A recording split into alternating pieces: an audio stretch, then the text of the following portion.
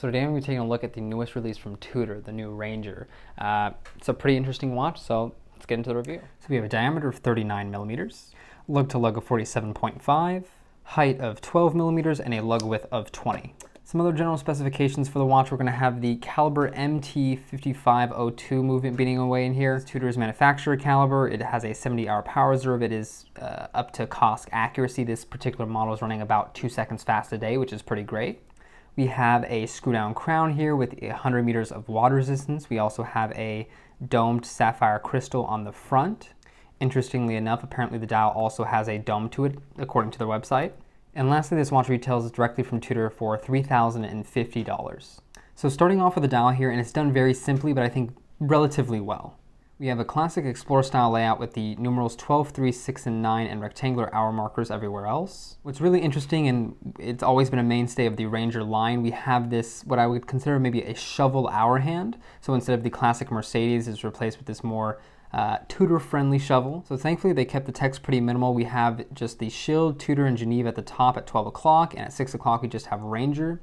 They didn't feel the need to put the water resistance or the accuracy or the date the watch was created or anything like that. It's just very simple, very clean, very to the point. One interesting aspect of this dial, and you may or may not like it, is the same tone is used for all the dial elements. You have the base black dial, and everything else that isn't the black dial or isn't the stainless steel hands is done in this kind of yellowish leaning print.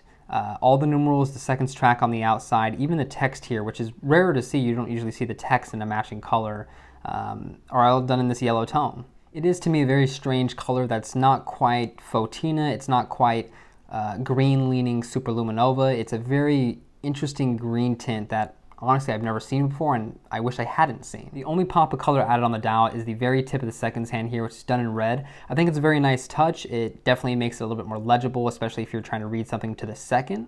I do personally wish there was a little bit more red on the dial to tie into that accent. Maybe the Ranger done in red, maybe even the Tudor Shield, something like that, just to add a little bit more life to the dial. As it stands, it's very monochromatic, and it's really just up to you whether or not you like the styling of it.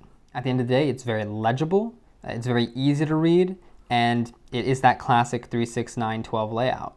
So zooming in on the dial here, you can see there is a very interesting dial finish. It has this kind of pebbled asphalt-like texture to it, which in most lighting situations, especially more shaded or darker regions, you don't really see it. It almost just looks like a plain black dial. In direct light, it definitely does come out, and it adds this nice little just extra element, an extra layer, extra bit of surprise to the watch. As you can see, for the printing of the numerals, they are all done pretty crisply. They stay pretty much within their boundaries. You can see here and there it does bleed a little bit, or maybe it is not the most perfectly done, but this is a more entry-level watch from Tudor. As you can tell, it's not the most super fine application of Lume, but it definitely doesn't look bad, and honestly from wrist view you can't really tell it is this quote-unquote porous.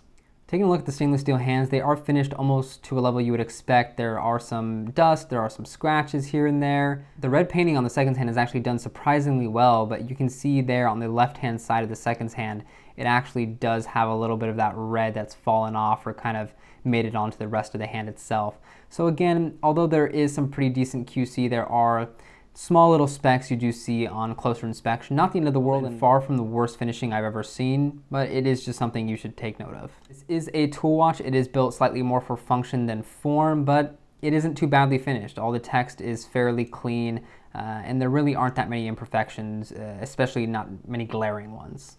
And then one last thing to note, the numerals, although on first impression they seem like they have a 3D effect to them, they are fairly flat because all the lume is held into this numeral here. Unfortunately, it's not the strongest application, it's not the strongest glow, and they could have added a little bit more depth to the numeral and obviously made the dial look a little bit more interesting, but as it stands, it's not too bad. So taking a look at the watch in more natural lighting, as you can see in the shade, it's very much a flat color, very black, almost inky in the way it feels, but once you move into the sunlight, it comes out. The more pebbly texture really is much more apparent, depending on the angle, of course, and you can see the lume is very much greenish yellow. It's not too bad in the sun, and I honestly think it looks probably the best in the sun. So that's a little bit more of a real-life view of the Tudor. Looking at the case of this watch, there's nothing too crazy to write home about. It is a classic Tudor / Rolex Oyster style case. What is interesting here is it is almost completely brushed. You have the brush bracelet, you have the circular brushing along the lugs, you have the horizontal brushing along the case side, and then you have this chamfer, which is brushed. So although it has a kind of gentle, sparkly, gentle flashiness to it, it doesn't really shine. The only actual polished element from the face of the watch is the very outer edge of this bezel. And I found that was just a really weird place to polish it. Like, I guess it does draw your eye into the brushed lug, and I guess it makes that a point of attention. They could have just brushed the bezel and it still would look good. So I don't really know why they chose the bezel to be the only polished element. Maybe it was just easier to do that way, but it doesn't look bad. One thing I do like about Tudor is their finishing is pretty nicely done. It doesn't look sloppy, it's all pretty uniform, it feels of a quality that you would really expect for this price point. Looking at the mid case in specific, I mean, Tudor and Rolex are both known for pretty monoblock, slab-sided type cases, and it's no different here. You have most of the bulk coming here from the mid case. You have a little bit in the case back, a little bit in the top portion. It is a kind of three-tier construction. But what's nice is the way it wears, it does feel relatively thin. You don't have any extra bezel or anything like that getting in the way, and you do have a slight curvature here to the mid case. So this watch does wear well on wrist. It kind of does disappear, and it doesn't feel quite as tall as that 12mm height would suggest. Looking at the case back very quick, just very classic Tudor style brushing, just a little bit of text on the outside there. And moving on just to this bracelet, we do obviously have a classic 3 style oyster link, female end link, which is nice so it doesn't flare out on the wrist, especially on smaller wrists. It has a really nice taper starting at 20 at the lugs, going down to 16 for the links down here, and then back up to 18 for the clasp itself. So although it has a almost stylistic and vintage style taper, it still does feel substantial.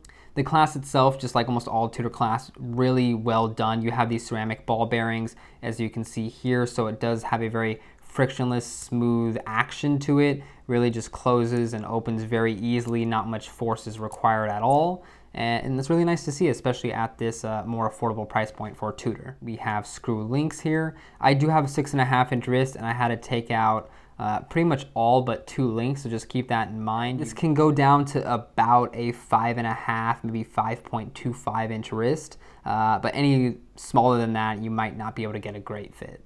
What's really nice in this new model here is they introduced the Tudor T-Fit clasp. Just like it was originally introduced on the Black Bay Bronze, you just pull down on this link and you have some micro adjust in, you have some micro adjust out. One thing I will say is it does feel a little bit, I wouldn't say unrefined, but it just almost feels a little bit too tough. Maybe it's just because it's new, but it takes a little bit of force to get it pulled down. It's not exactly clear what, how far you're going, how many positions you're opening it or closing it. So sometimes I'll just default to like popping it open slightly, moving it very gently, and then putting it back and just gliding it into the next spot, because then it's a very definitive click, and I know I've only moved one spot over.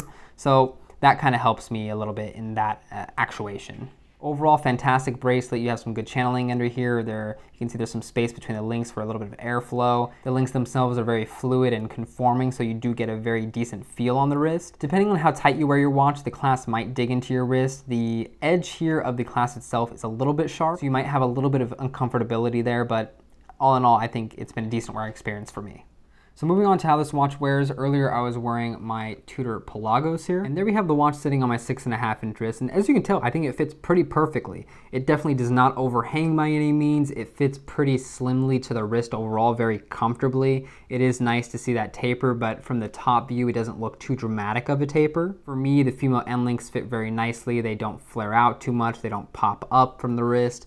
It is just a very comfortable bracelet, and again, with that T-Fit clasp, you can adjust it pretty easily. Of course, the classic Tudor clasp itself is just really fun and nice to actuate.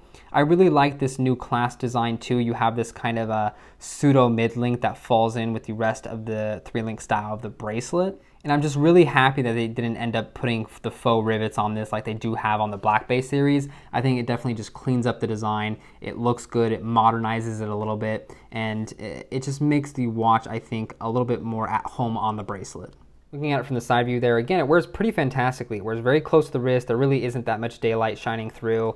It sits surprisingly well and surprisingly comfortable for a Tudor case. I really do enjoy the wearing experience overall. It has a nice dome to the dial, to the crystal, and it just feels very rounded, but not overly so. Because the watch is so brushed all over, it does give it a very no-nonsense effect to the watch. It doesn't feel like I'm meant to be wearing this with a suit or a collared shirt. It just feels like a kind of everyday type watch. Jeans and a t-shirt is great. And you can take this anywhere with you because it will fit most occasions. So moving on to some other straps, thankfully we have a pretty standardized 20 millimeters, so really the world is your oyster. You can go for plenty of different strap options.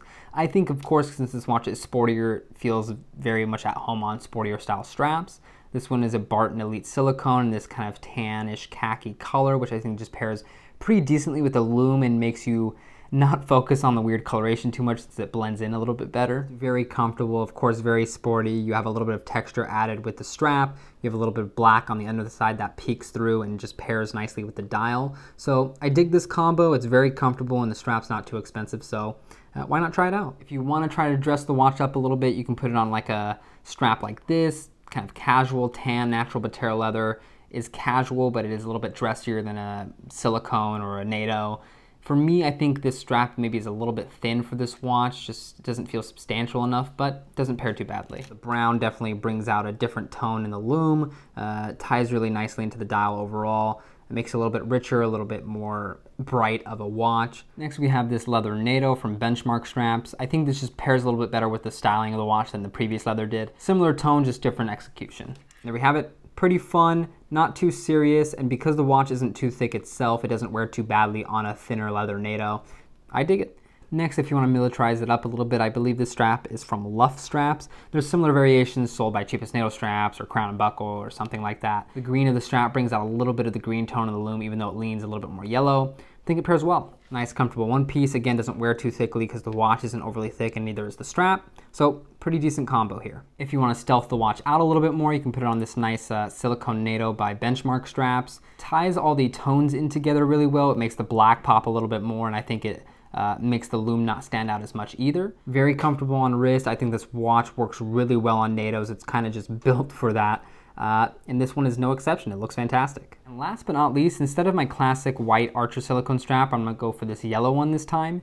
Because you already have those yellow tones in the Lume, you can just bring it out even more, make it really fun, make it really summery. I'm not a big yellow guy, but for some reason this just, I think, works really well. Very bright combo, a lot, maybe not for everybody. Adds a lot of color to the watch, makes it very, very bright. And again, I think it just is a fun combo, especially if you're looking to wear it during summer. You can sweat through the rubber and you'll still be fine. So taking a look at the Lume here, as you can see, it's not terrible. You have enough ambient glow to kind of light up the sapphire on the edges there. A little bit of a distortion effect too, which is fun. At the end of the day, the Lume does die off a little bit quickly. It's not the thickest application. It doesn't shine too bright. The hands are slightly brighter. So Tudor definitely could have done a better job. Comparing it to my classic Timex Snoopy, as you can see, the Snoopy is a little bit brighter, obviously a little bit more blue leaning in the Lume. Again, the Tudor is not terribly applied, but would have definitely expected a little bit better. And last but not least, reluming and comparing to the Pelagos, obviously we have a little bit more of a blue leaning signature for the Pelagos, but at the end of the day, you can just see there's a little bit more life to the Pelagos. The numerals are thicker, they have a little bit just more brightness about them. It doesn't die as quickly. So if the Ranger can improve a little bit, maybe add a little bit more 3D-ness to the numerals and add a little bit more Lume, definitely would be appreciated. So pros and cons of this watch, and one of the first big pros for me is just the size. I'm glad they went with 39 millimeters. They didn't redo it in 41. I would have liked to see 36 because I just think the Explorer style works best at that size. But as 39, it is very sporty. It does fit well. It still does look proportional on my wrist, I think. So can't complain too much. Another big pro for me is just the build of the watch. Overall, it is brushed very well. The finishing is done very nicely. The bracelet construction is very good. And you know, the clasp is done well. You have these ceramic ball bearings that make the clasp very frictionless, really. There is a very nice snicket snack to it. And of course, you have the adjustable clasp in there as well. It is a little bit tight, but at the end of the day, you do have that micro adjust option. Another thing I like about this watch in particular is the base dial itself. It has this black, charcoal black, pebbly type texture to it, and it just is executed very well. In direct sunlight, you do see the pebbly texture more. In more shaded regions, you don't see any texture at all, and it's just a pure black dial. So the execution of the dial and the finishing of it is nice, and I think the overall proportionality of everything on the dial is done well too. And last but not least, I think the value for what you're paying for is pretty good. At the end of the day, you get a well-constructed bracelet, you get a very nice adjustable clasp, the finishing is done very well, it is a solid feeling watch, you get water resistance, you get a screw down crown, the in-house movement is in there, I mean manufacturer movement, but you still get that as well, 70-hour power reserve, cost accuracy, all from a brand you can pretty much trust. There are a few brands out there, and really not any that come to mind from the more established big boy brands that really can combat the value that this watch presents. Now moving on to cons, and while I don't have many, I think they are fairly important and important enough for me to where I don't really like the watch necessarily. The main one for me is the dial printing and the coloration of that printing. It leans very yellowish green, and I just don't think it looks really nice. To me, it almost feels like they took a vintage watch, tried to restore it, and they put a brand new kind of ugly Lume signature on it, or Lume printing, and it doesn't fit quite right in my opinion. Had they gone for a more heavy actual Fotina look, or if they would have gone pure white, I think it would have been much better. But this kind of weird in-between odd color, I don't think it works very well. Another weird aspect about that printing is basically all the text on the watch matches in color. All the text on the dial matches all the numerals, matches the seconds track. The only real color break you have is from the tip of the second hand, where it's a very slight amount of red. It would have been nice to see some red in the text, some red really anywhere else, or just more color anywhere else, but it's weird they went very monochromatic in a, I don't think, good way. Another very slight con for me is I feel like the clasp, the micro adjust clasp, is a little hard to use, or it's a little stiff. I mean, maybe that would loosen up over time, but I feel like it's slightly hard to tell if you're moving one hole in or one hole out, or if you're actually moved two. So it's a little hard to pull it out. It's a little hard to push it along. If they refine that action just a little bit, it would improve the watch immensely. It's not hard to use or uncomfortable to use as it stands, but I just don't think it's perfected. And last but not least, I don't think the Lume is executed particularly well. It almost seems like there's a lot of Lume applied to these three-dimensional type markers, but when you actually get into the dark, although the initial glow is decent, it doesn't really last overly long. It's not overly bright. It is a green signature, which I'm not usually a huge fan of. To be fair, I can count on a closed fist how many times I've had to use Lume, but that being said, it would have been nice if they executed it a little bit nicer, because they have the capability to. So final thoughts on this watch, and I do like it, I just don't love it. I think you have a very good structure and platform to build off of. It was very much a, I think, needed part of Tudor's catalog. They didn't really have an Explorer type alternative. They just had dive watches or dress watches. So this is a nice bridge in between. You can dress this up if you really want to. It's not as sporty as their dive options, but it can be used in the same way. You can still take it in the pool. You can still take it to the beach. You can still bash it around, and it's made for that. I think it's fantastic that the watch sized down from 41 to 39. It fits well, it looks proportional, and I don't think this style of watch is meant to be that big. I think if they expand the range and they make a 36 millimeter, or they expand the range and they do more colors or more dial variations, it'd be a very welcome addition. If they even slightly tweaked the Lume coloration, I think this would be an infinitely better watch. As it stands, it's about, 80% there, and you just need to make a couple of tweaks to make it really, really fantastic. I definitely recommend trying to see this watch in person. Is it a perfect watch? Not by any means, but I think it will make a lot of people happy as long as you can overlook some of its flaws. If this kind of Lume coloration doesn't bother you at all, then it's a fantastic watch and you're going to be very happy with it. But otherwise, maybe just wait a little bit and see what else comes out of this range, because I doubt they're just going to throw it away. At the end of the day, those are just my thoughts. Hope you enjoyed the video. Thank you for watching, and I'll see you in another one.